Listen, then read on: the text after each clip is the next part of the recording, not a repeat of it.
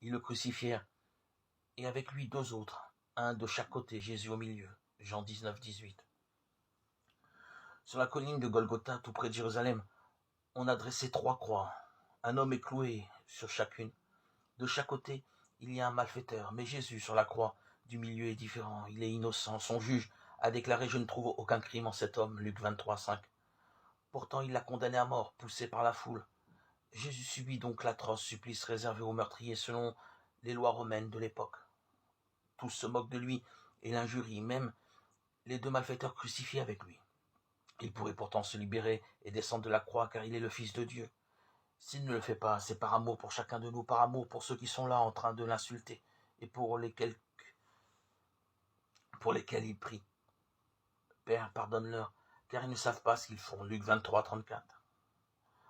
En entendant cela, l'un des malfaiteurs est bouleversé. Il accepte ce pardon pour lui-même et s'en remet à Jésus pour l'au-delà.